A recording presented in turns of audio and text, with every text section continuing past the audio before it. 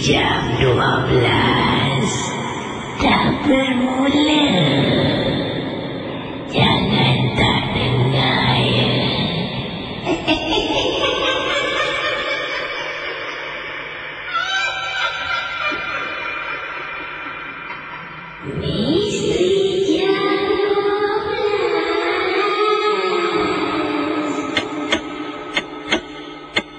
Pendengar Ria 897, saya akan bacakan beberapa kiriman email pada tengah malam ini. Dan ingatlah saudara, saya ingin beritahu anda sekali lagi, jangan mudah kita percaya, jangan terikut-ikut. Rancangan Misteri Jam 12 sememangnya hanya satu hiburan saja. Saya akan ketengahkan satu pengalaman yang menakutkan berlaku di salah sebuah estet perumahan di Singapura. Seorang pendengar yang bernama Afia berkongsi pengalaman beliau. Afia mempunyai satu mungkin tabiat, boleh saya katakan, tabiat yang unik. Bila dia berbual dengan pasangan tunangnya, dia suka keluar rumah. Maksudnya, rumah Afia di tingkat 1. Jadi dia akan berada di tepi rumahnya, di mana di kolong blok rumah tersebut ada tempat duduk. Beliau akan berada di tempat itu, duduk berbual dengan tunang. Kadang-kala dia akan bersembang dengan teman-temannya di kolong blok rumah, walaupun rumahnya di tingkat 1 ataupun di lantai 1. Pengalaman yang Afia ketengahkan pada saya dalam kiriman email ini adalah ketika beliau sedang berbual dengan tunangnya di luar rumah di kolong blok rumahnya. Sedang berbual, sambil itu juga mendengar rancangan Misteri Jam 12. Memang berani seorang wanita mendengar rancangan ini, bukan menggunakan telefon bimbit, malah menggunakan satu radio kecil melalui speaker kecil. Kadangkala bersama dengan rakan-rakan, kata Afia, kadangkala dia seorang diri. Dan pada malam ketika berlakunya gangguan ini, Afia menceritakan perkara ini dia sedang berada di kolong blok seorang diri dan dia juga sedang berbual dengan tunangnya sambil mendengar rancangan Misteri Jam 12. Saya akan teruskan dengan kisah yang dikirimkan oleh pendengar bernama Afia. Waktu itu Casey dan juga pendengar rancangan Misteri Jam 12, saya sedang berbual sambil mendengar rancangan Casey di kolong blok rumah saya. Sekitar pukul 1.10 pagi, Casey sedang putarkan lagu. Saya pula sedang berbual dengan tunang saya. Pendengar Ria 897, Afia menceritakan dia apabila dia terperasan ternampak seekor kucing. Seekor kucing berwarna putih sedang lalu di hadapannya. Jarak kucing dengan beliau lebih kurang dalam 10 meter, 15 meter macam itulah. Dan kata Afia, mata saya memerhatikan seekor kucing yang sedang berjalan dalam keadaan perlahan-lahan. Jadi pendengar Ria 897, kucing itu pun jalan melepasi ada sebuah tembok di kolong blok rumah saya. Tembok tersebut menghalang daripada saya melihat kucing itu berjalan. Mula-mula saya nampak dia bergerak. Lama-kelamaan menghampiri tembok tersebut, kucing itu hilang. Casey, mungkin dia sedang duduk di belakang tembok ataupun tidak bergerak. Jadi pendengar Ria 897, oleh kerana Casey sedang putarkan lagu, saya sedang berbual dengan tunang saya pada tika dan saat itu. Saya pun bangun dari tempat duduk. Radio masih lagi berputar di belakang. Saya tinggalkan tempat duduk di belakang saya, menghampiri tembok dengan niat nak nampak kucing yang dimaksudkan. Bila saya menjenguk, memang Casey, kucing tersebut rupa-rupanya sedang duduk, tidak bergerak. Saya pun memanggil kucing tersebut. Pus, pus. Kucing itu hanya pusing melihat saya, kemudian mengeluarkan nada suara yang menakutkan, macam seolah-olah nak bergaduh. Bulu rumahnya ataupun bulu kucing tersebut mula meremang. Saya rasakan macam ada benda yang tak kena dengan kucing ni. Saya pun langkah ke belakang. Pendengar Ria 897, teman-teman, cuba anda bayangkan. Kata Afia, saat saya ke belakang, saya pusing alangkah terperanjatnya Casey. Radio saya yang saya letakkan di atas meja di hadapan saya, tempat duduk yang saya gunakan awal tadi, duduknya seorang perempuan tua sedang memandang ke arah radio tersebut. Astaghfirullahalazim. Pendengar Ria 897 FM, Afia kata dia terperanjat. Dia terkejut dari mana makcik itu datang, saya tak pasti. Dan Casey, saya tak berani pun nak ambil radio saya dari sana. Apa yang berlaku, Afia menceritakan, saya terus pulang ke rumah yang betul-betul sebelah kolong blok tu adalah unit rumah yang pertama, merupakan rumah saya. Saya masuk ke dalam, tutup pintu. Kemudian saya kata pada tunang saya yang saya nak tidur. Tunang saya tanya kenapa. Saya kata tak boleh ceritakan pada malam tersebut. Yang menakutkan sangat-sangat, keesokan harinya saya bangun tidur. Saya keluar ke ruang tamu terperanjat apabila ternampak radio yang saya tertinggal di luar rumah berada di atas meja makan. Saya tak berani nak tanya. Dan sampai ke saat ini, kata Afia, saya hanya mengandaikan radio tersebut telah pun diambil oleh bapa ataupun ibu saya masuk ke dalam rumah. Sebab kalau saya tahu kisah yang sebenar, saya tak boleh terima dan radio itu akan saya buang. Itulah peristiwa pengalaman saya, Casey. Terima kasih dan juga selamat tengah malam. Pendengar Ria 897, kisah dari Afia dan kisah yang dikirimkan dari Afia. Katanya bagaimana agaknya siapakah sebenarnya benda yang dia nampak. Dia tengok kucing tu jadi rasa pelik lah. Bangun menghampiri, pusing belakang. Tempat duduknya awal tadi telah pun diambil alih oleh seorang makcik yang tak dikenali. Dan beliau rasa takut pulang ke rumah. Radionya ditinggalkan di luar rumah, betul-betul tepi rumahnya, merupakan kolong blok rumah.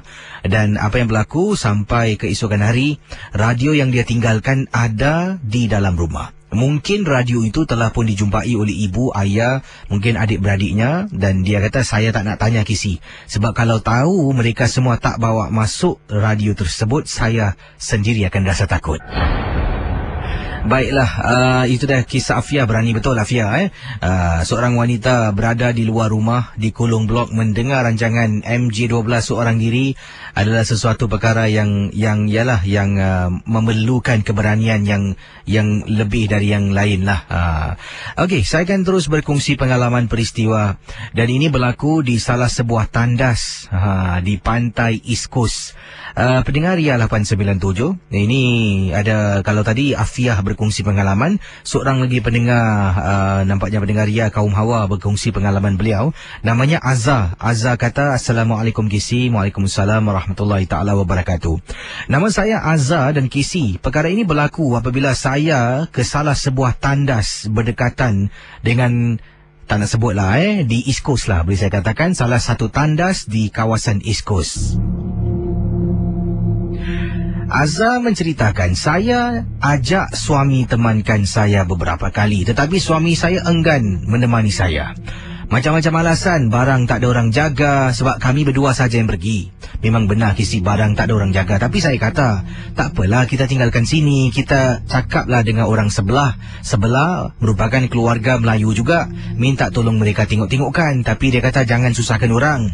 Jadi mati-mati Casey, tak tahulah, dia mungkin takut barang hilang ataupun dia malas nak berjalan jauh dengan saya, kata Azza. Jadi akhirnya oleh kerana tak tahan, saya pun pergilah seorang diri. Saya tinggalkan dengan rasa hati yang berat sebab saya takut Casey.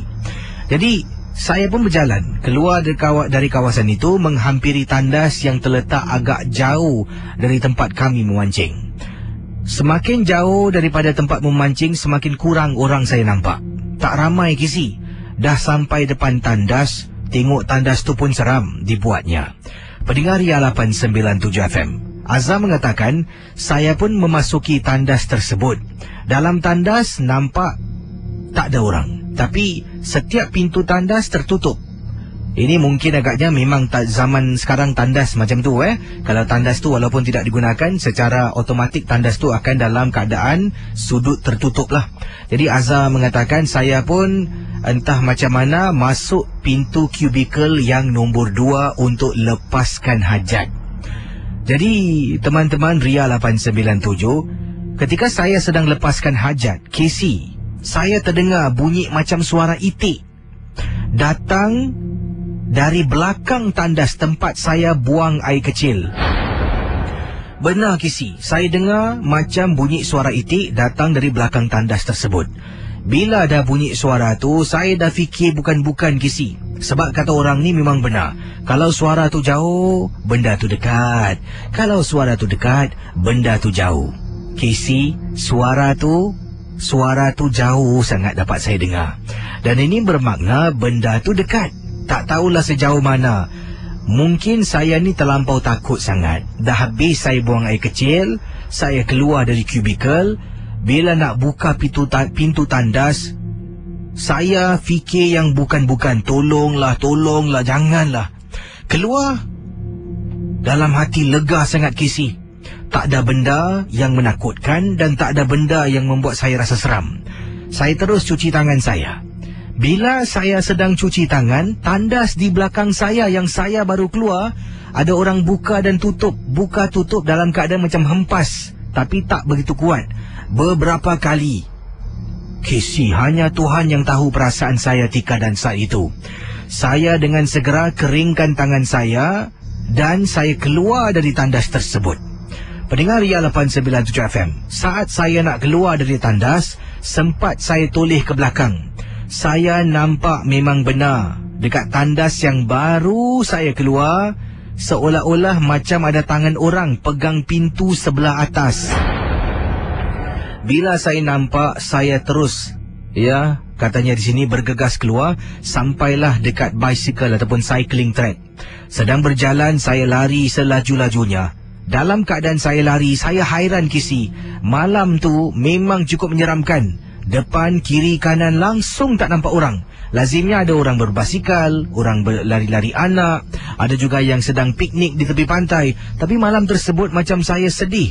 Saya keseorangan, lari ke arah suami yang tak tahu saya ni selamat ataupun tidak. Sepanjang saya berlari dari tandas, cuba anda dengar. Azza menceritakan bila dia lari dari tandas, saya dapat lihat, tapi tak lihat sepenuhnya. Macam dapat lihat dari hujung mata saya, seperti ada benda terbang dari satu pokok ke pokok yang lain mengikuti saya keluar dari tandas tersebut. Sampai depan kawasan, saya lari masuk ke dalam. Suami saya sedang memancing. Kemudian dia boleh marah saya lagi. Yang awak pergi lari, Afsal? Saya tak tahu nak cakap apa pada suami. Saya hanya berdiam diri, masuk dalam kemah, zip, dan saya masuk tidur sampailah ke pagi. Terima kasih dan selamat tengah malam, Casey. Itu pendengar Ria 897 FM. Terima kasih pada Azza yang sudi berkongsi. Ada yang kata bunyi yang ini daripada siapa ni? Dari Rizal, katanya, Casey, nenek saya suruh message. Cute betul nenek awak ni. Mesti suruh nenek dia, cu, message. Kata nenek saya memang benar, yang bunyi itu, yang mengganggu kalau jauh tu dekat, kalau dekat itu jauh. Nenek saya juga ada pengalaman yang serupa. Sewaktu nenek saya tinggal di Kampung Jaguh, di salah sebuah kawasan di Singapura. Wah, Kampung Jaguh, di mana kawasan Kampung Jaguh ni? Kata nenek saya waktu tu malam hari, dan atuk saya paginya harus ke tempat kerja, dan nenek baru perasan yang pakaian kerja atuk belum lagi dicuci. Malam tu nenek bangun dan cuba cuci pakaian atuk yang kotor. Kemudian pergi ke belakang rumah untuk jemur. Sedang nenek saya jemur, dapat rasakan angin tiup sedikit, dan hairannya hanya satu dahan daripada pokok yang besar tu bergerak. Macam ada benda di sana. Kemudian nenek terdengar bunyi suara itik. Pada mulanya bunyi suara tu agak dekat sangat. Jadi nenek toleh, tengok kiri kanan. Nenek saya kata, aku tak pelihara itik, daripada mana pula datangnya suara ini? Dekat pula tu. Tak apalah, nenek diam dan jemur pakaian-pakaian yang lain yang juga dibasuh sama.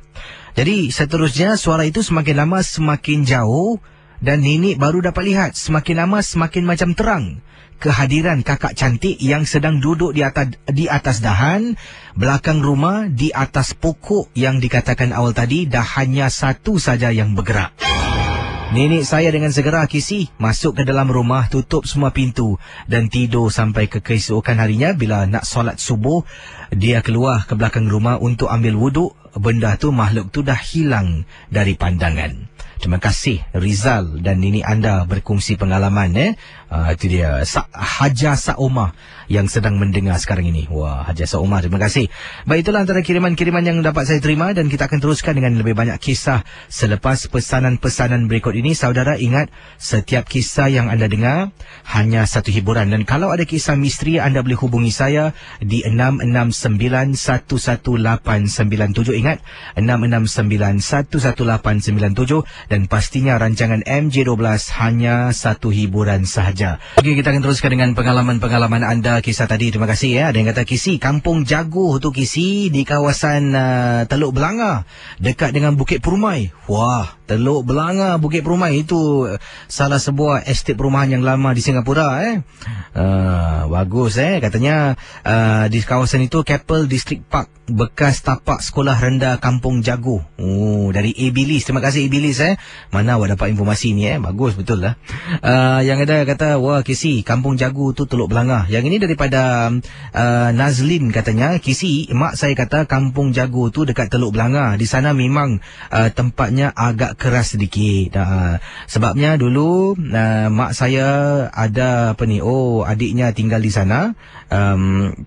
Waktu itu bapa saya waktu itu datuk saya dah pun berpisah dan katanya bersama dengan isteri yang kedua dan tinggal di kawasan Kampung Jaguh. Dan mak saya pernah waktu itu masih kecil tetapi curi-curilah jumpa dengan bapa ataupun datuk saya lah kata Nazlin. Dan mak saya kata waktu dia ke sana lazimnya selepas semua ahli keluarga dah tidur, dia akan ke sana dengan seorang lagi sahabatnya yang akan berbasikal di waktu malam.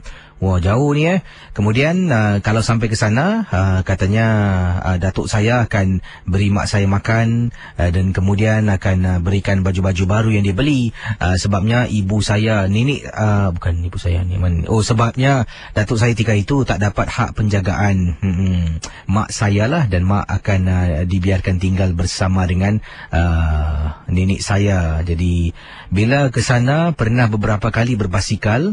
Katanya Nazlin, mak saya mengatakan bila nak masuk kampung tu jalan bukan macam sekarang kisi. Semua jalan ada lampu. Memang gelap gelita. Kalau satu kampung tu tutup lampu dah tak nampak terus. Jadi mereka hanya menggunakan basikal, lampu basikal. Dulu dipanggil mak saya kata dynamo. Lampu dynamo macam mana pula bentuk Dan bila kayu barulah lampu tu charge bateri. Jadi masuk ke dalam kampung lampunya pun tak begitu terang, hanya dapat suluh bahagian hadapan sahaja. Dan pernah sekali tu ketika mereka berbasikal nak pergi jumpa dengan datuk, iaitu datuk saya lah, bapa kepada mak saya, hari Khamis malam Jumaat. Mula-mula mereka tak sangka malam tersebut hari Khamis malam Jumaat. Sampaikan kawan mak saya ni, kawan baiknya di kampung menegur, kau bau tak wangi dekat sini? Wanginya semacam di kawasan Kampung Jaguh lah kisi, dekat Bukit Perumai. Dan mak saya pun marah, jangan tegur lah. Ya astagfirullah, hari ni hari Khamis malam Jumaat.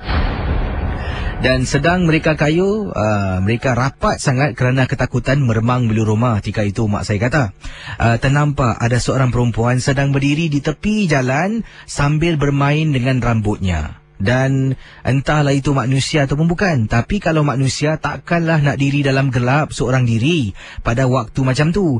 Jadi mak saya pun tak fikir yang panjang. Mereka berdua dengan kawannya berbasikal pecutlah.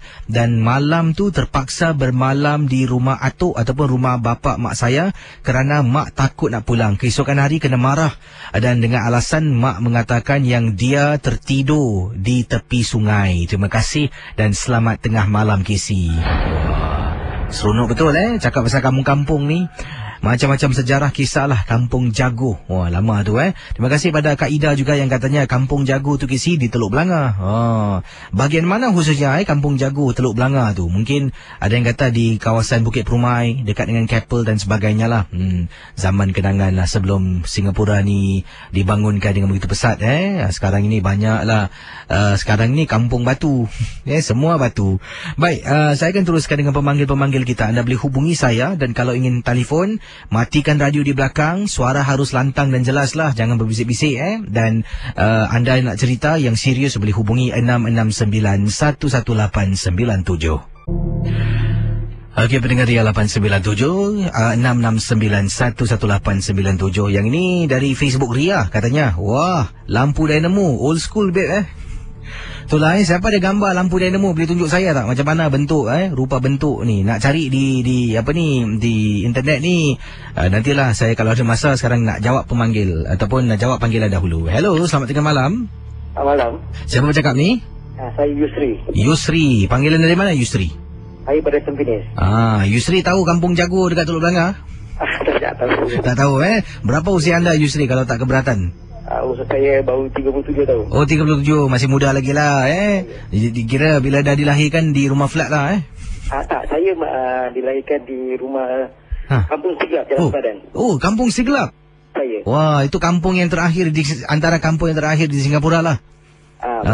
Jadi pengalaman Yusri tentang apa? Silakan. Pengalaman saya bila saya dulu perkhidmatan negara di Civil Defence di Bungli sana. Di waktu itu saya jadi provos. Pada hari itu ni terjadi pada tengah hari lah. Di waktu itu saya jadi sebagai instructor bahagian detection barrack.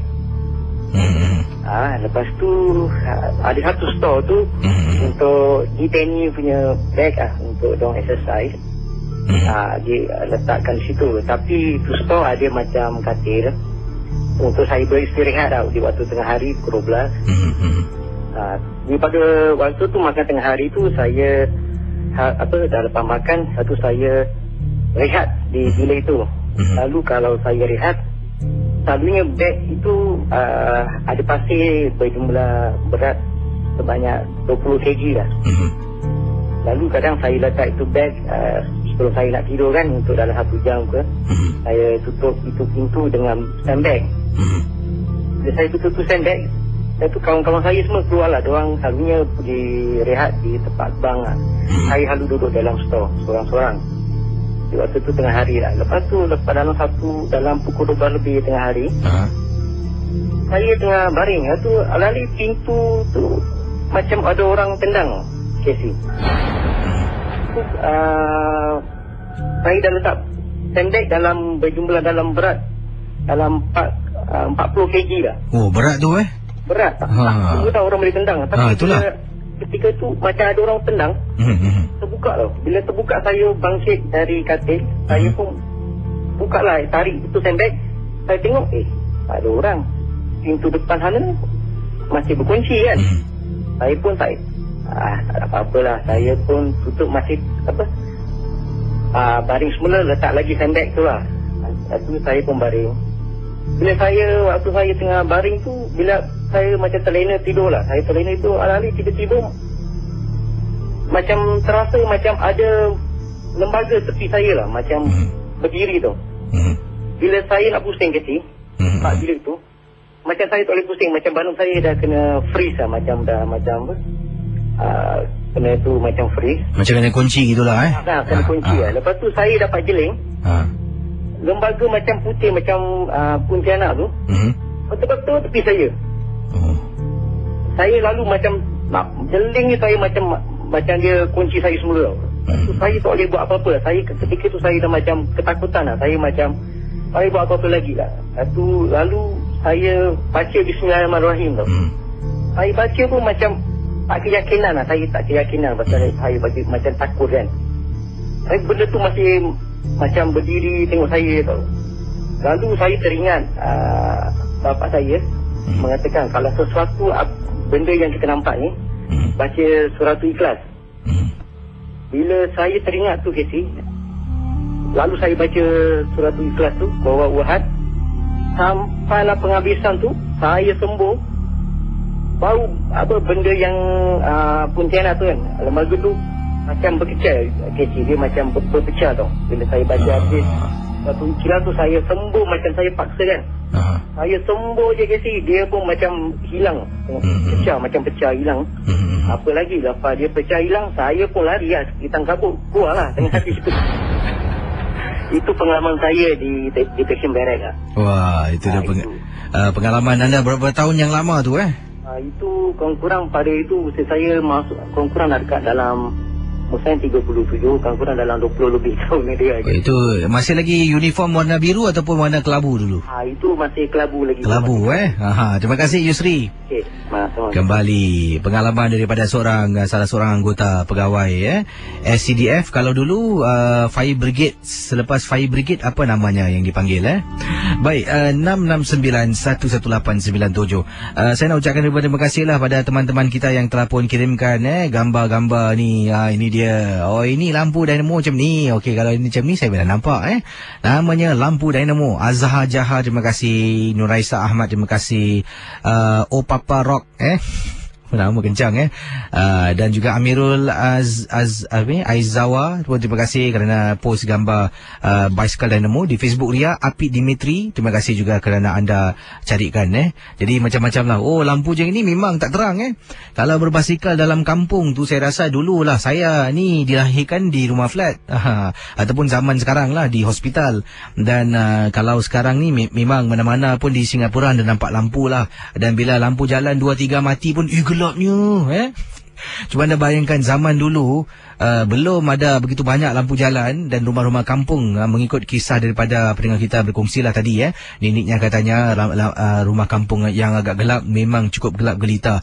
Dan bahagian mana Singapura yang anda rasa yang tidak ada lampu jalan? Anda boleh terangkan pada saya, ada tak kawasan-kawasan di Singapura yang tidak ada lampu jalan tapi merupakan sebuah jalan lah. Kalau ada ke? Saya tak rasa ada Kalau ada, saya akan ke sana baca cerita misteri macam. Baik, kita ke hujung talian bersama dengan kita pada tengah malam ini. Hello, selamat tengah malam. Hello. Ya, siapa bercakap ni? Assalamualaikum. Waalaikumsalam warahmatullahi. Siapa ni? Casey. Ya, saya. Saya Cik Haini. Cik Haini, apa khabar? Nak cakap pasal Kampung Jago tu. Kampung Jago. Itu di Sirus. Oh, Sirus. Tok Belanga. Oh, Sirus Tok Belanga. Bukan di Bukit Permai. Oh, Sirus tu dekat kawasan mana pula? Dekat dulu ada pasar malam. Di Sirus. Saya tak tahu sebenarnya Sirus kat mana ni. Itulah yang ada pasar malam tu di Tok Belanga, yang kita nak pergi Tok Belanga High tu. Di situ Sirus. Kampung Jago. Oh, situ dulu. Bukit Permai di sana. Ada pendengar kita yang kata Kampung Jago dulu kampungnya kecil, tak besar, betul ke? Memang tak dia ada satu masjid. Surau. Ini dia ni Cik Ron Hamid pun kata dulu di Pawagam Sirus ya. Terima kasih okey. Itu dia. Waalaikumsalam warahmatullahi. Itu dia Kampung Jago di Sirus dululah. Cakap tentang Kampung Jago ni daripada Marwin, kata Marwin Syah KC.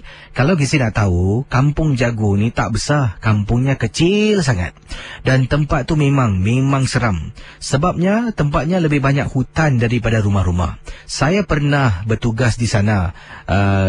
Bapa saya pernah bertugas di sana dahulu, di kawasan Kampung Jago lah, dekat dengan Pawagam Sirus. Pawagam Sirus mana pula ni Kanan kata beliau, saya juga pernah berada dekat kawasan kampung tu. Tak nampak hantu, cuma rasakan kampung tu kecil dan menyeramkan saja. Terima kasih kembali. Yang ini daripada Mazwan, katanya Assalamualaikum Kisi. Waalaikumsalam warahmatullahi ta'ala wabarakatuh. Saya ingin berkongsi satu peristiwa. Yang ini berlaku di kawasan rumah saya. Dan kisah yang menakutkan ini Kisi telah pun berlaku di rumah saya di kawasan Gimo, satu lagi estate lama kata Mazwin, kisah yang ingin ketengahkan. Saya pulang rumah dari tempat tugas waktu tu 2 lebih pagi. Dan sebenarnya awal petang sebelum saya pergi kerja, saya telah pun menghantar kakak ipar saya bersama dengan abang saya pergi berubat. Sebab kakak ipar saya dibuat orang KC, dan saya pun ada kenal seseorang yang boleh membantu, mungkin boleh membantu mereka. Setelah saya berada di sana lebih kurang sejam lebih, saya pun hantar mereka pulang dan saya pergi ke tempat tugas. Dan saya kerja sampailah malam 1 lebih itu saya balik rumah di rumah saya di kawasan Gimo. Jadi pendengar Ria 897, Mazwin menceritakan, bila berada di tempat tugas, saya dah rasa macam banyak alamat yang saya dapat, macam ada benda yang tak kena.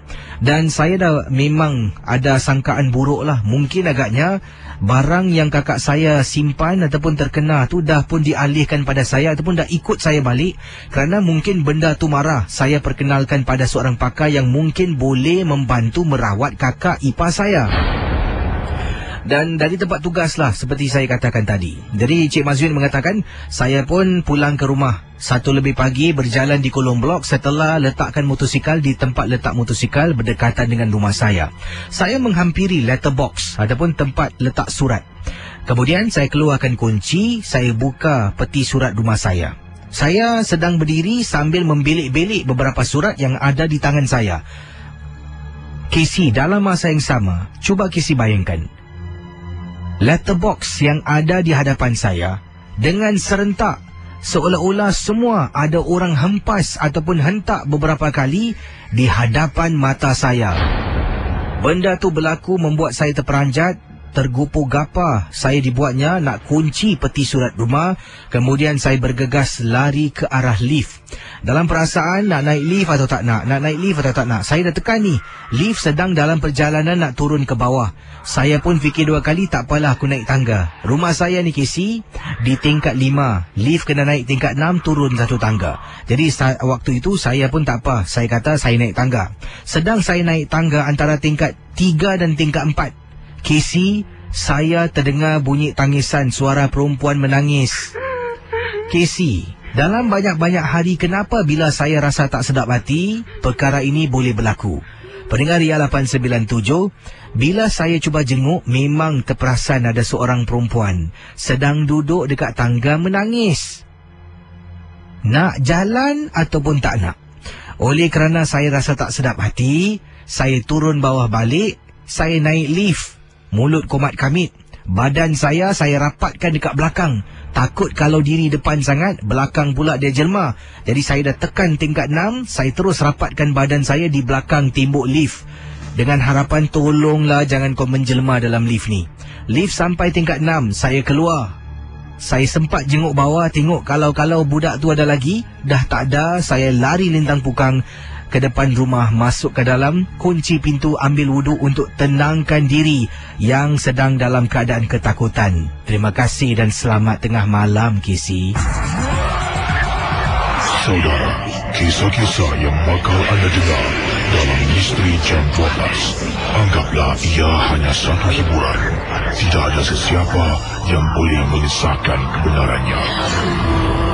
Kalau anda rasa takut, perlahankanlah suara radio anda. Misteri Jam 12, hanya satu hiburan. Okey teman Ria 897, bersama dengan pendengar kita. Selamat pagi, Ros, apa khabar? Khabar baik, Casey. Anda, apa khabar? saya sihat, terima kasih. Yalah, MC sampai 3 hari. Betul itu virus throat infection dipanggil Oh, dan Ros, sekarang ni anda kata anda berada di tepi jalan ni. Seorang diri ke macam mana? Ya, saya tengah kayu ni, Casey. Tengah kayu. Dan mungkin Ros, pengalaman Ros yang ingin ceritakan ni ketika anda sedang bertugas ke macam mana ni? Tak ada. Actually, pengalaman ni bukan saya yang mengalaminya. Okey. Anak pembantu dan adik angkat saya di rumah saya sendiri. Oh, 3 orang Jadi anak anda, pembantu rumah dengan adik. Lain masa lah, Casey. Okey, silakan. Okey, kalau pembantu rumah tu dia kena kacau waktu dia tengah menggosok sampai jauh malam sampai pukul 2-3 pagi. Jadi anak saya yang besar tu tegur, cakap, "Dik, sorang-sorang tak takut ke?" Jadi bila dia penakut sikit tu, Casey. Tapi bila dia dah habis semua, dah selesai, dah kamu backup semua, dia nak tidur lah tu. Bila dia tidur tu, kemudian ada rasa macam ada satu macam bisikan nyanyian dekat telinga dia, Casey. Lepas tu dia cari lagi, Casey. Konon action berani, padahal penakut tu. Lepas tu, keesokan harinya anak saya yang tua pula kena. Dia cakap dia tengah duduk dekat master bedroom saya. Dia tengah main laptop. Lepas tu dalam toilet tu dah ada orang panggil nama dia. dalam pukul 3 pagi juga tu Casey. Tapi so far alhamdulillah saya dan suami tak pernah kena Casey. Yang kena orang lain. Dan adik angkat saya daripada JB, dia kalau overtime dia kerja Singapura. Jadi kalau dia kerja overtime tu sampai rumah dalam jam 9. Jadi satu hari tu dia tidur rumah lah. Dia cakap dia nampak ada susuk tubuh baring sebelah dia.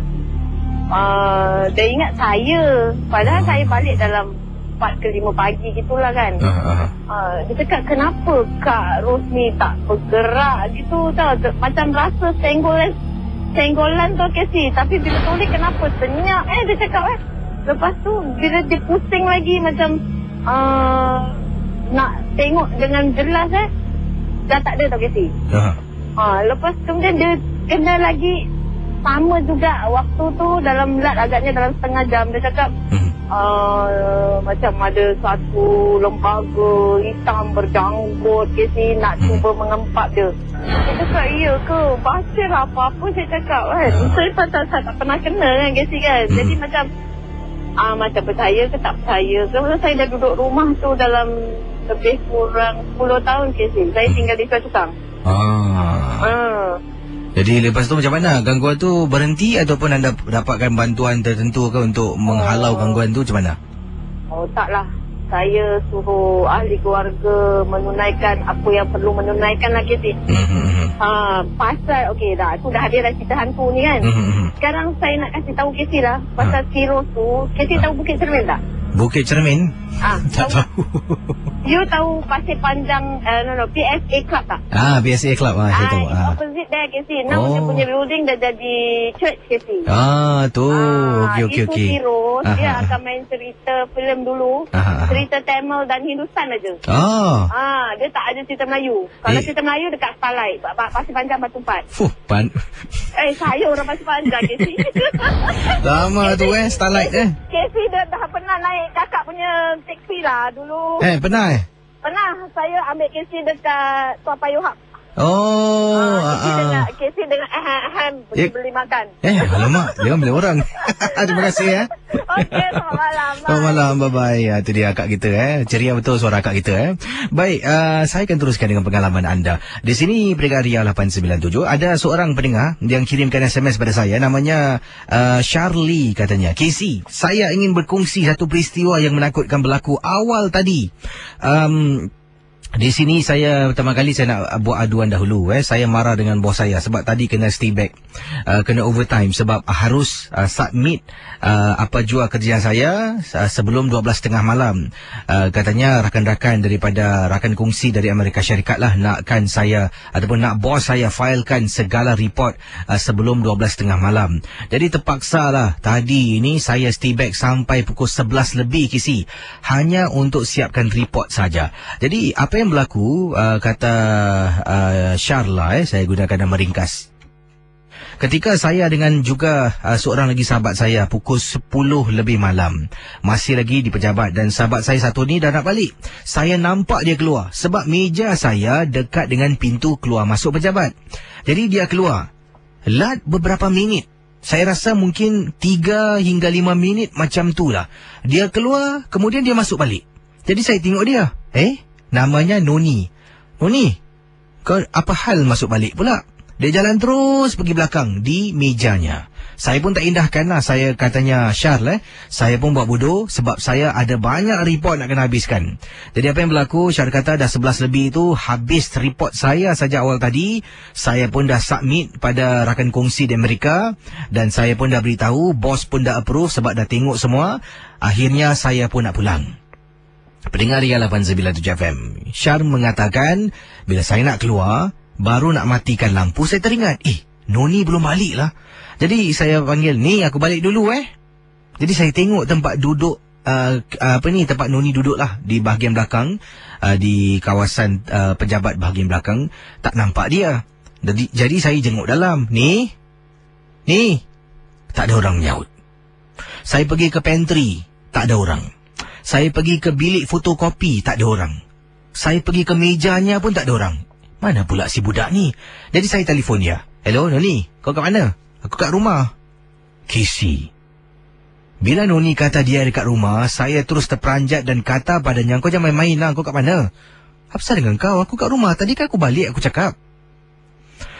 Saya pasti yang saya nampak masuk balik dalam pejabat kawan saya Noni. Tapi siapa yang masuk tu, Kisi? Okey, tak apa. Saya letak telefon, saya keluar dan tak berani tengok belakang. Saya dah matikan semua lampu, saya tutup pintu dan kunci dan bergegas keluar. Nasib baiklah pejabat saya ni tingkat 3, nak turun tangga, turun lift pun tak begitu lama. Jadi itulah pengalamannya daripada Syar berkongsi pengalaman di pejabat baru berlaku awal tadi melalui kiriman SMS dalam Misteri Jam 12. Kisah-kisah yang anda dengar merupakan Misteri Jam 12. Tidak ada sebarang bukti yang boleh mengesahkan kebenarannya. Kita akan terus berkongsi pengalaman. Yang ini ada pendengar kita ada kirimkan SMS pada saya, Linda. Semalam kisah cerita yang Linda ingin kongsi ada ganggu di dalam rumah. Saya tinggal sejak kecil. Ya, kisah ni dalam gangguan dalam rumah yang beliau katanya berlaku sejak kecil. Kisah ni berlaku pada saya sejak umur 16 pada hari itu, hari malam Jumaat. Saya dan adik saya katanya kami balik masing-masing dari sekolah lah. Kita kena lalu di kawasan dikenali sebagai Yishun Park untuk pergi ke perhentian bas. Hari itu kami sekolah sekitar pukul 6.30 sejak kami tunggu bas. Dan sekali kami nampak ada seorang wanita tua, nenek tua yang datang menghampiri perhentian bas yang sedang kami menunggu bas. Tiba-tiba lampu yang ada di bus stop tu, Casey, tertutup. Macam mati seketika. Kami pun tak ambil berat, tak ambil kisah sangat. Nah, dipendekkan cerita, depan mata saya ni, dengan depan mata adik saya, nenek tua bertanya kami. Dia cakap, soalan ni senang. Tak takut ke korang berdua kat sini? Gelap-gelap macam ni. Saya dengan adik pun tak faham lah apa yang nenek itu cakap. Tanya, tiba-tiba nenek tua tu terus beredar dari kawasan tu. Dan beberapa minit kemudian katanya, terpandang pula macam ada sesuatu, nenek itu mungkin agaknya lah, kata beliau, sesuatu di atas pohon berdekatan dengan bus stop yang kami sedang tunggu. Kami lari, Kisi. Ingatkan itu saja. Bila kami sampai rumah, kami nampak, Kisi, makcik yang sama, Kisi, katanya di sini dalam rumah kami, kita terus lari pergi ke tempat kerja abang kami, tunggu abang balik rumah. Itulah pengalaman yang diceritakan, ya. Macam mana makcik itu boleh secepat mungkin berada di kawasan rumah anda dalam sekelip mata. Selanjutnya daripada Kak Nam kata, Kampung Jago opposite Bukit Cermin, di daerah Teluk Belanga Keppel, rasa jauh dari Bukit Permai. Bukit Permai jiran Kampung Radin Mas, Bukit Kasita, kata Kak Nam. Oh ya ke? Yang ini Kisi, Kampung Jago memang, Kisi, sunyi sepi di sana. Nak kalau waktu malam rumah kampungnya tak banyak dan menyeramkan dibuatnya. Tak percaya, tanyalah penduduk-penduduk Singapura yang pernah menetap di kawasan Kampung Radimas ataupun di Bukit Kasita. Di sana memang sunyi. Yang ini misteri yang berlaku daripada pendengar kita yang bernama siapa ni?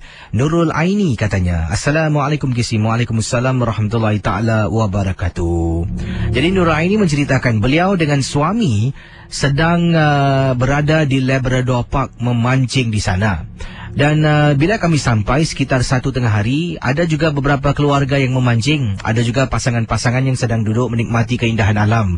Dan bila dah masuk malam, dah pukul 10 malam, makin lama makin sedikit orang. Dan pukul 2 lebih pagi dah tak ada orang, kecuali saya dengan suami saja yang berada di sana. Dan Kisi, katanya saya masih ingat lagi waktu itu saya minta izin suami sebab nak kembali ke kenderaan, nak ambil sesuatu dalam kereta. Jadi saya pun ambil kunci, suami sedang memancing, saya patah balik. Kapak betul-betul belakang saya. Jadi sedang berjalan menuju ke arah kapak. Tepi saya ni ada 2 lori, tapi tak ada pemandu.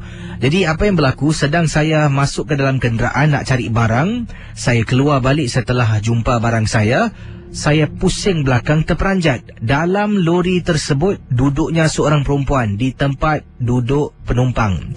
Jadi saya pun tak indahkan. Saya pun jalan menuju ke arah suami, kasih balik kunci, kemudian saya terus teman suami untuk memancing.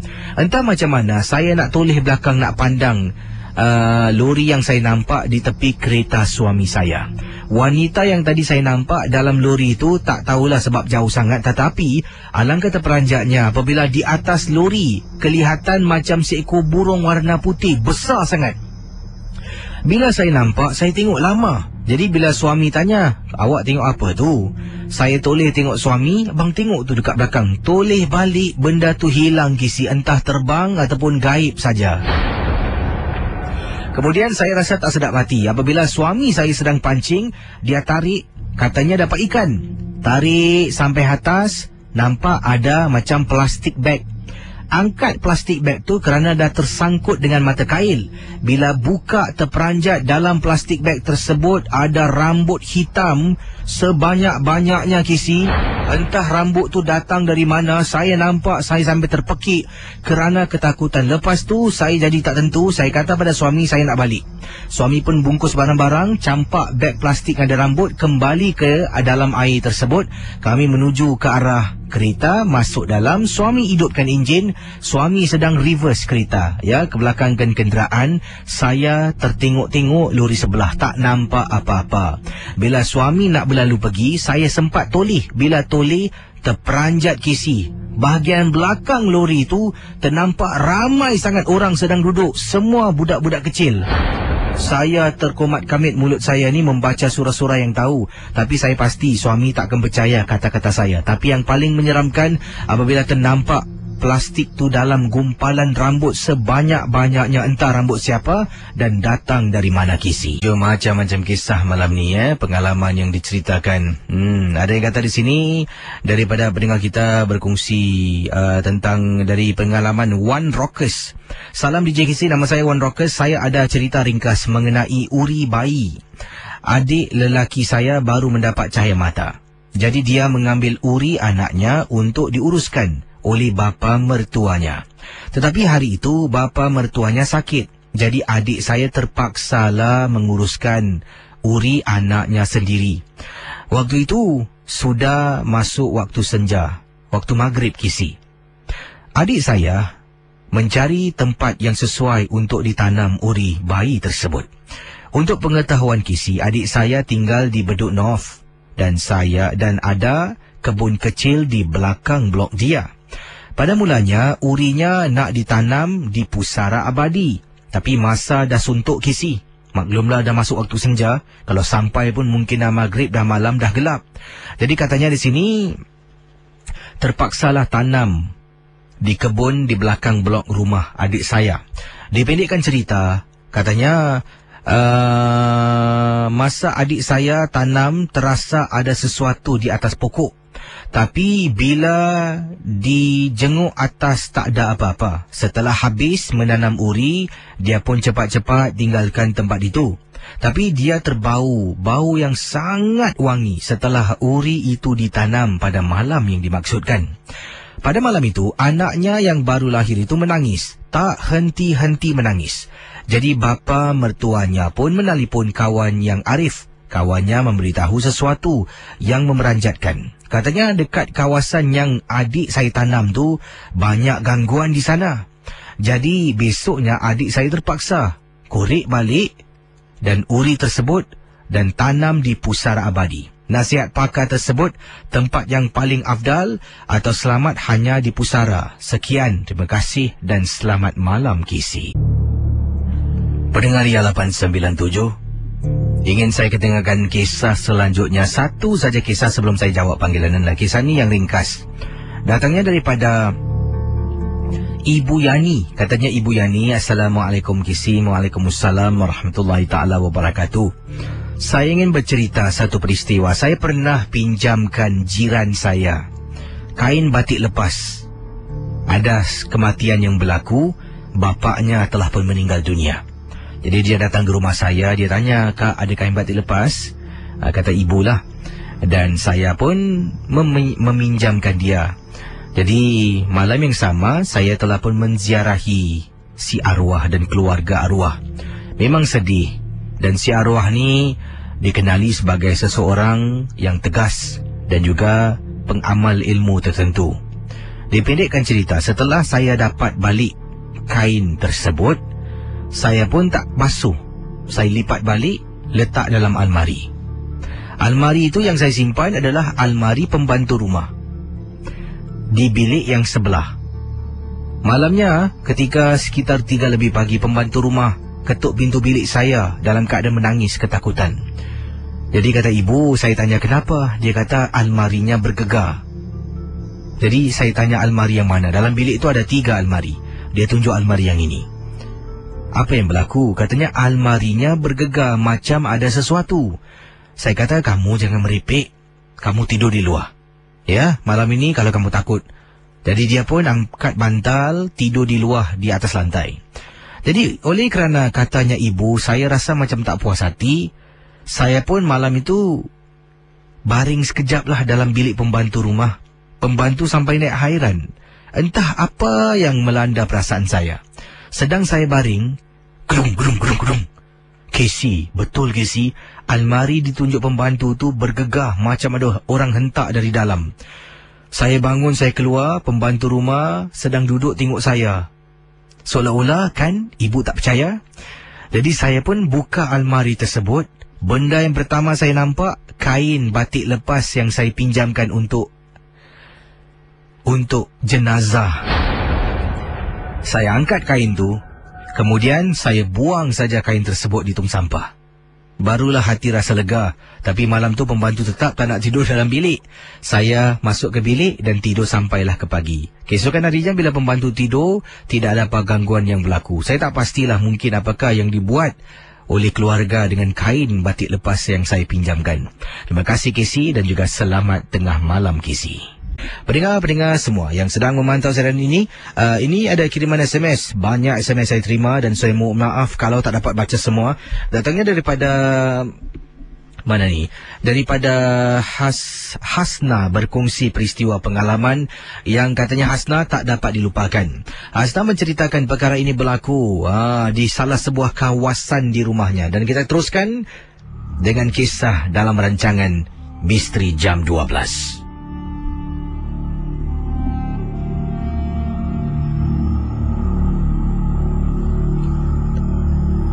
Casey dan pendengar Ria 897. Cerita yang saya Hasna ingin ketengahkan ini berlaku di belakang blok rumah saya. Apabila saya terdengar jeritan yang amat kuat, suara seorang perempuan. Waktu itu saya sedang mendengar rancangan Misteri Jam 12. Saya pun terpanggil dengan jeritan tersebut. Saya lalu menjenguk dari tingkap bilik. Kelihatan seorang budak perempuan. Mungkin usianya dalam 18-19 tahun, sedang berlari. Pada mulanya saya fikirkan ada orang, mungkin perompak ataupun penjenayah lah yang nak apa-apakan budak tersebut. Saya pun dengan segera mengangkat telefon saya, lari ke bahagian dapur sebab budak ni dah tak nampak. Jadi saya lari ke bahagian dapur, nampak budak tu sedang lari. Saya pun tekan untuk menelefon pihak berkuasa. Sedang saya tekan, saya terperasan di belakang budak tu yang sedang lari tepi bushes ataupun pohon-pohon kecil. Budak tu lari, belakang tu pohon tu bergerak macam ada benda ikut dia dari belakang Casey. Terus saya matikan telefon saya. Saya perhatikan betul-betul. Casey, apa yang berlaku? Budak ni lari terpekik sekuat-kuatnya sampailah saya tak nampak dia lagi. Di belakangnya baru kelihatan macam ada sesuatu, benda, makhluk yang menakutkan. Saya tak nampak, tapi saya rasa mungkin ada sesuatu. Kemudian bila budak tu dah berlalu pergi, dah tak dengar lagi, saya pun kembali ke dalam bilik, matikan radio, takut Casey nak dengar MJ12. Saya baring dalam bilik yang gelap, ruang tamu gelap, dapur pun lampu dimatikan. Waktu itu suami saya tidak ada di rumah, sedang bertugas. Anak saya 2 orang anak gadis sedang tidur dalam bilik mereka, bilik masing-masing. Jadi kata Hasna, sedang saya baring dekat tingkap bilik, saya rasa macam ada orang sedang mengendap. Rumah saya tingkat 3, siapa yang boleh panjat tingkat tinggi macam tu? Saya cuba tengok, tak rasa, tak nampak apa-apa. Tapi setiap kali bila saya pandang kembali ke atas katil dalam rumah saya rasakan Casey kata Hasna macam ada orang sedang mengendap. Casey, apa yang saya buat? Saya pun pusingkan badan saya, tangan saya ulur dan saya tutup tutup tingkap saya dengan langsir. Kemudian saya dengar suara, "Kau takut aku tengok kau?" Walaupun suara tu tak sejelas mana, tapi saya dengar seolah-olah benda bersuara, "Kau takut aku tengok kau?" Macam tu lah kisi bunyinya. Kata Hasna, saya tak fikir 2-3 kali, angkat bantal, tarik selimut, tidur dalam bilik anak bungsu saya. Malam tu kisi, perasaan takut meluap-luap dibuatnya. Saya tak pastilah, mungkin bila saya tengok benda tu berhenti. Daripada mengejar budak tu, dia terus datang menyerang saya di luar rumah. Peristiwa gangguan saya bukan setakat di situ. Beberapa malam kemudian, anak saya pula terpekik apabila dia nak masuk dapur, nak pergi ke tandas. Saya yang sedang mendengar rancangan Casey keluar dari bilik dan lihat anak saya sedang berada di dapur, ketakutan menggigil dan menangis. Saya tanya dia kenapa. Setelah dia tenang, dia jawab, "Ternampak ada orang sedang menyangkung dekat tingkap dapur, melihat ke dalam rumah." Saya dengar, saya terperanjat. Sejak malam tu Casey, kalau Casey nak datang ke rumah saya, Casey boleh tengok sendiri. Tingkap dapur saya sekarang dah pasang langsir. Malam aja tutup tingkap dapur dengan langsir supaya tidak kelihatan apa-apa. Terima kasih Casey. Dari Kak Hasna berkongsi dalam rancangan Misteri Jam 12. Okey, kita akan terus ke hujung talian 6691897 bersama dengan saya pada tengah malam ini. Hello, selamat pagi. Hello. Ini dia. Macam mana ni? Ya, masa tidak mengizinkan tapi masa yang dia bazir ya. 6691897 bersama dengan saya. Hello, selamat pagi. Hello, siapa tu? Eddie di sini. Eddie, buat panggilan dari mana Eddie? Teluk Belanga. Eddie ada pengalaman Teluk Belanga tentang apa ni? Silakan. Ini pengalaman yang saya alami waktu saya pergi memancing di Sentosa seorang diri. Silakan. Okey. Waktu itu pada pukul 8 malam. Jadi saya sediakan dengan peralatan semua. Saya membawa 2 joran pancing. Jadi saya campakkan di laut, sudah dicampakkan di laut. Jadi pancing aku itu yang 2 joran itu ditarik, serentak dengan dua joran ditarik. Jadi yang 1 joran itu saya tarik. Jadi yang 1 itu biarkan dia dulu. Jadi sampai di darat dapat ikan duri. Jadi setelah mendapat ikan duri, jadi ada seekor burung hantu. Burung hantu itu datang dengan begitu saja di atas pohon kayu. Jadi saya tak indahkan lah. Habis saya macam tahu ada sesuatu yang yang mengundang yang tak baik lah bagi diri saya. Jadi tak lama kemudian tuh saya tarik pancing 1, dapat lagi ikan duri. Jadi di sudut di tepi batu di ujung sebelah sana saya ada nampak kira kakak cantik. Tapi saya tak peduli sebab saya tak hiraukan sebab yang ikan yang saya dapat itu masukkan dalam plastik. Jadi saya lihat kembali dia semakin dekat. Tapi muka dia tak nampak. Burung hantu itu semakin lama semakin banyak. Jadi kata orang kalau lagi banyak ikan, dia cakap. Jadi saya lagi bertahan. Tapi makin lama dia makin dekat. Lepas itu saya tak dapat bertahan lah. Jadi saya kamaskan balik semua pancing-pancing. Jadi saya tempat yang dia dekat dengan saya itu tempat leluan juga Kisi. Tempat leluan juga di sana. Jadi mau tak mau terpaksa lalu saja di sana. Jadi anda pancing tu seorang diri, lain-lain orang tak ada tak ada. Ada juga orang lain aku jumpa, tapi dia cakap di sana kenapa kau pergi sana tempat tu memang keras, dia cakap. Berani pula pergi seorang-seorang, dah tahu tak berani lagi lah. Dah biasa Kisi, dah biasa. Untuk anda terima kasih Eddie ya. Okey, sama. Kembali. Baik. Kita akan terus berkongsi pengalaman anda 6691897. Yang ini ada pengalaman peristiwa yang dialami oleh seorang pendengar. Mana ni tadi kiriman SMS sekejap biar saya semak dulu.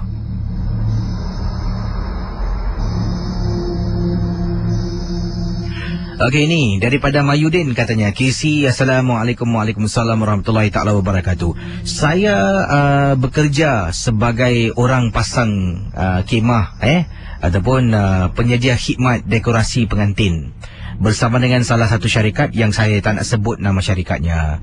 Katanya di sini, waktu tu saya sedang mengusahakan sebuah rumah dekat kawasan Bedok Reservoir, kata Mahyudin. Dan tempahan syarikat ini, waktu minggu tersebut ada 3 tempat. Saya di kawasan Bedok Reservoir di salah satu blok di sana. Pendengar Ria 897, Mahyudin menceritakan sedang saya pasang kemah. Saya pasang kemah 3 orang. Saya dan 2 orang budak lelaki lah, merupakan anak buah saya yang tolong bantu pasang kemah ataupun pasang dekorasi dan pelamin orang kahwin. Tiba-tiba turun bapa pengantin dengan mak pengantin. Dia tanya, kemah bila siap, pelamin bila siap? Saya pun katalah, mungkin lagi sejam siaplah. Jadi dia kata, okey, nanti dia turun balik. Jadi dah habis semua, saya pun beritahu yang dah habis, saya telefon. Sebab dia suruh saya telefon, kata Mahyudin. Bapa dan mak pengantin turun KC, dia ada bawa satu mangkuk. Dalam mangkuk ni berisi beras warna kuning. Kemudian ada sesuatu yang saya tak pasti apakah bendanya. Kemudian dia kata, boleh sembunyikan ni bawa kemah. Bawa kemah tak? Bawa pelamin tak, kata beliau. Dan katanya di sini, saya pun angkat mangkuk tu rasa berat sangat. Saya pun letakkan di belakang pelamin, tapi saya masukkan bahagian bawah pelamin. Saya tak tahu benda apa.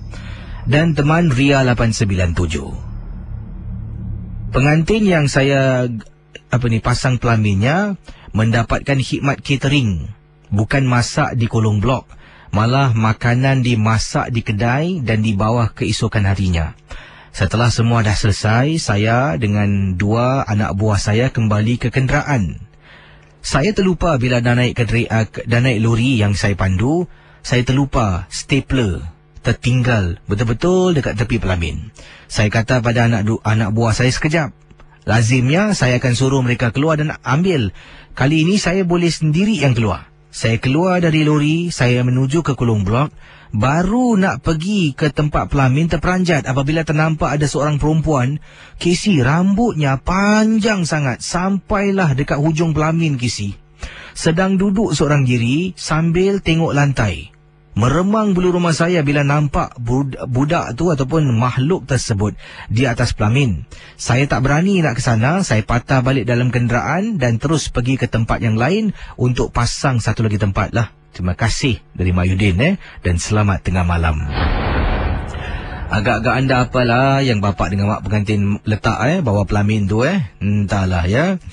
Inilah dia, jangan sampai kita salah akidah. Penting sekali lah. Baik, kita akan teruskan dengan pengalaman anda. Anda boleh hubungi saya di 669-11897. Hello, selamat tengah malam. Hello. Hello. Halo, apa kabar KC? Pak Raden, ada kronik kes? Ya, silakan. Ya, ini Pak Raden nak cerita KC. Pak Raden membantu seorang. Ini Pak Raden katakan satu KC. Kadang-kadang ada orang dia bukan pakar nak mengobat orang. Tapi kerana dia mempunyai jiwa yang ikhlas, semangat berani itu ada nak mengobat orang.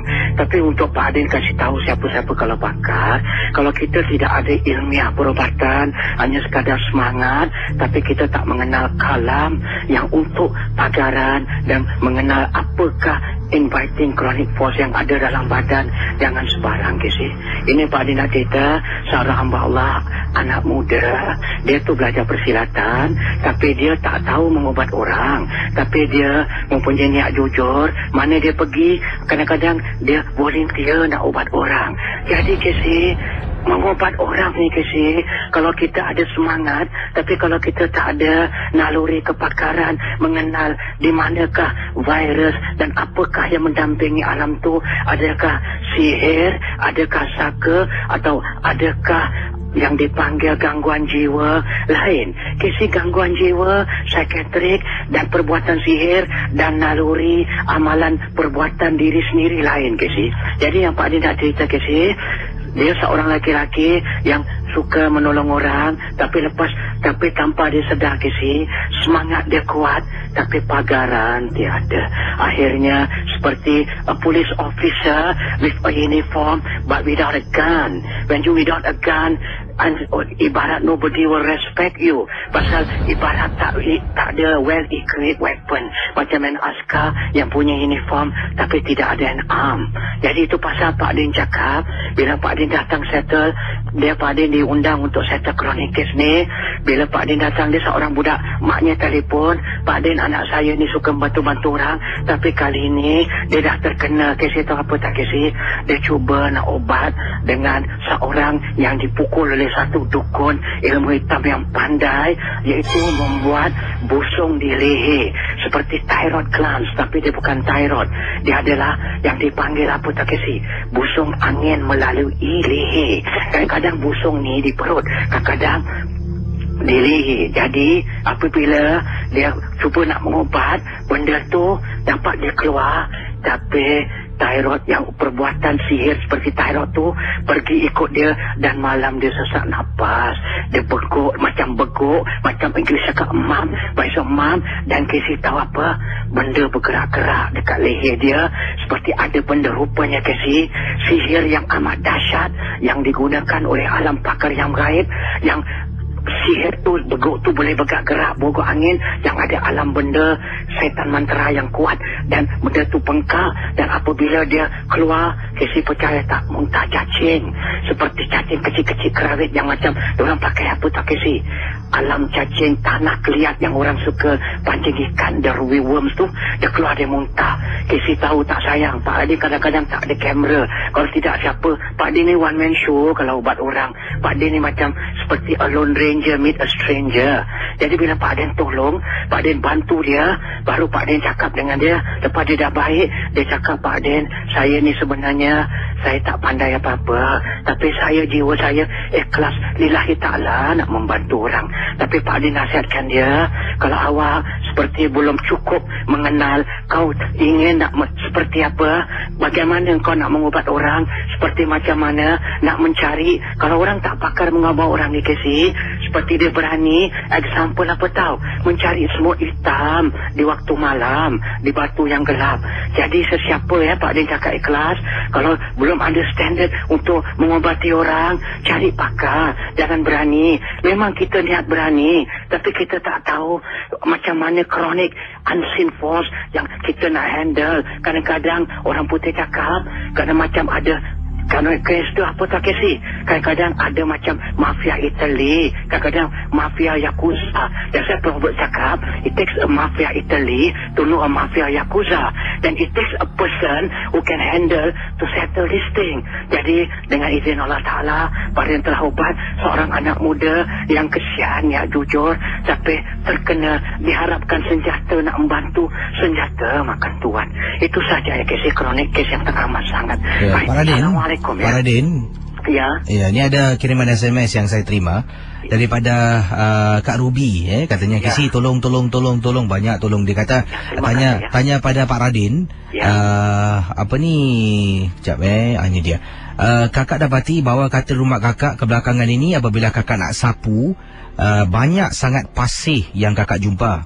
Sebenarnya tidak ada satu orang pun ke laut, dan bagaimana pasir itu boleh datang, dan apakah mungkin tujuan pasir itu yang ada di bawah katil rumah kakak? Terima kasih. Ini untuk Kak Ruby Pak Ray cakap, tanda-tanda alam sihir mendatang dia ada dua Casey. Kita akan nampak macam tepung, itu macam tepung Dumex. Kalau kita nampak ada tepung kat katil atau ada tepung dekat bawah katil kita, itu dipanggil apa tak Casey? Alam sihir yang menggunakan ilmiah di daratan, atau dia ada 2-3 Casey lambang-lambang sihir nak masuk. Nombor satu, ada kita tengok macam orang minum susu berserak, tapi kita tak minum susu. Dan lagi satu, kalau lambang pasir, itu maknanya Casey ada sihir melalui daripada alam lautan, atau sihir melalui dari satu tempat yang dipanggil pasir, banyak pasir. Kalau pasir melalui laut, dia maknanya ada salah satu daripada simptom yang dipanggil apa tau Casey? Simptom yang dipanggil iaitu ada sihir yang telah masuk, tapi mungkin kerana di rumah Ruby kalau ada orang bikin solat, sihir tu nak menjadi alam gaib, dia telah turn into a pasir. Kasi kadang-kadang benda gaib ni apabila dia kalah, dia boleh jadi dust, dia boleh jadi macam vampire. Ada masa Dracula kita tengok, bila dia kalah aja, nanti dia jadi pasir, dia jadi debu. Maknanya dia kalah. Jadi bila pasir tu ada, tak semestinya sihir dah masuk, alam gaib dah masuk, tapi dia telah turn into a pasir. Dia telah menjadi pasir, a form dalam bentuk pasir. Maknanya di pagaran yang baik, atau mungkin orang yang banyak solat, ada rumah, jadi malaikat rahmat, malaikat rezeki datang membantu. Jadi untuk kes Kak Ruby bersedia payung sebelum hujan. Jadi kalau kita yakin, you believe in the God power, insyaAllah yakin, selalu cakaplah, ya Allah lindungkanlah rumah aku.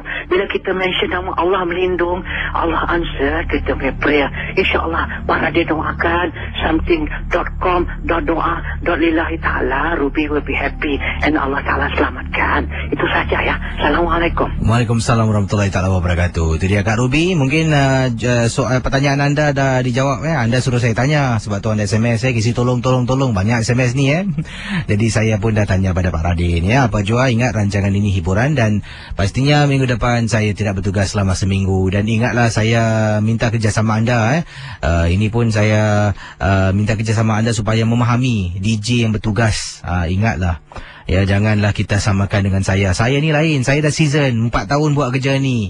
Kalau tak boleh pun tak tahu nak cakap apa.